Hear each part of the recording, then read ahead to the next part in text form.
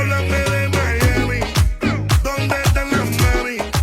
What is going on, Marlins family? It's your boy Brian, and let's recap the series between the Philadelphia Phillies and the Miami Marlins. So for game 1, the Philadelphia Phillies had Zach Wheeler on the mound, and for your Miami Marlins, baby goat Yudi Perez. In the bottom of the first inning, Otto Lopez stands in and he hits a rocket to center field, notching the first run. Oh wait. So upon further review, it looks like the ball hit Justin Crawford's glove, and it's a double for Otto Lopez. Scratch the one run off the board. Otto Lopez now stands at second, and Xavier Edwards stands in and doubles to right, notching the first run for the Miami Marlins 1-0. So then the Phillies decided to answer back. In stands Alec Bohm, and with runners at first and second, he singles to center, notching the first run for the Philadelphia Phillies. And then these Phillies decided to get the party started. With runners at the corners, Justin Crawford, he doubles to right field, notching the second run for the Philadelphia Phillies, 2-1. We fast forward to the top of the 7th inning. In the top of the 7th inning, these Phillies decided to pounce like hungry lions. In stands Edmundo Sosa stands in with runners at the corners, and he singles to right, notching another run for the Philadelphia Phillies, 3-1. And then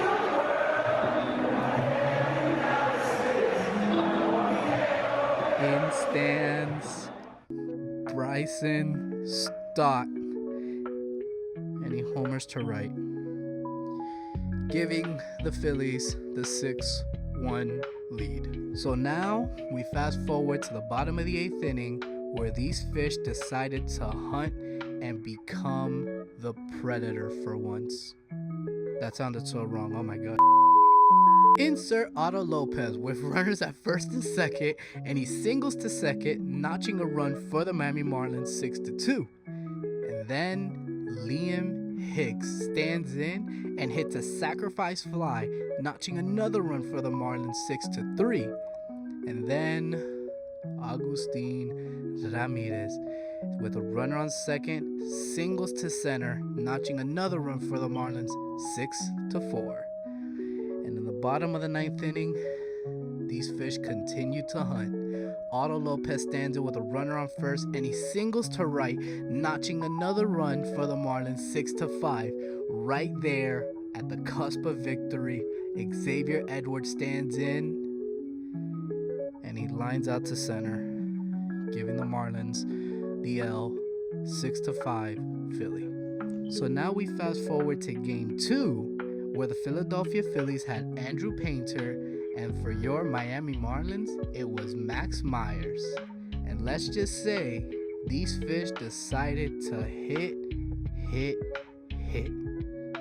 Or should I say, walk. Because in the bottom of the 3rd inning, with bases loaded, in stands Agustin Ramirez, and he walks in the first run for the Marlins, 1-0. Connor Norby stands in with bases loaded and walks in another run, 2-0 Miami. We fast forward to the bottom of the 5th inning. Xavier Edwards gets his lick back after game 1 and hits a home run to right, notching another run for the Marlins, 3-0. And for the cherry on top, bottom of the 6th inning, with runners at second and third, Otto Lopez stands in and singles to short, notching the 4th and final run for the Marlins, 4-0. Okay, so this game 3, former Marlin Jesus Luzardo in for the Philadelphia Phillies, and for your Miami Marlins, the Cowboy, Chris Paddock. And let's just say, I think Chris Paddock lost his hat or lost his cowboy boots, because in the first inning, it was all Philly offense. In the top of the first inning, Alec Bohm stands in with bases loaded, and he singles to short, notching the first run for the Philadelphia Phillies, 1-0. And then we have Giant Bobby Ferguson, aka Giant Beardo Face, Giant bearded face! and Brandon Marsh with bases loaded. And and he walks in a run, 2-0. And then former Marlin JT Realmuto stands in and he hits a sacrifice fly, giving the Phillies another run, 3-0. And then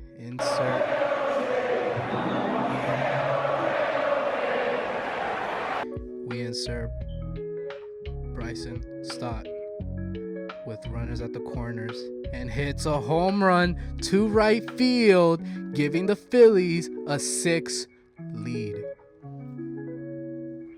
Oh, and it doesn't end there. We fast forward to the top of the third inning and insert Justin Crawford again with runners at second and third, and he singles to right, giving the Phillies the 7-0 lead. And then the offense decided to wake up pretty late. Gerbo Ruiz hits a home run, giving the Marlins the 7-2 chance, but it wasn't enough. Final score 7-2. Phillies take Game 3 and humiliate the Marlins. So now it's either the Phillies take the series away from the Marlins or the series ends up tied. So the Philadelphia Phillies had Aaron Nola on the mound, and for your Miami Marlins, Jansen Junk. So let's go to the top of the third inning. Bryce Harper stands in and homers to right, giving the Phillies the 1-0 lead. Oh, you're waiting to see what the Marlins did? Absolutely nothing. A big fat donut. A 0, cero, nada. They had multiple opportunities to score and they blew it.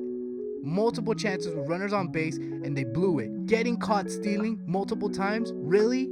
How are you going to get caught stealing? Not alone, not even challenging. This is poor management from Clay McCullum. Really? You had multiple opportunities to at least challenge a play that some of these plays look safe. They get embarrassed in Game 4, losing 1-0 after having multiple opportunities to score. So now that this series is done against the Philadelphia Phillies, the Marlins stay home and the Baltimore Orioles come to town May 5th through May 7th, the Baltimore Orioles against the Miami Marlins. And once that series is done, come back here to Marlins Recap, where I will recap that series and post any breaking news following in between. In my opinion, Clay McCullum needs to make some adjustments. In my opinion, Jacob Marcy doesn't belong in the leadoff spot. He doesn't. Yes, he has good speed, but his bat isn't what it is.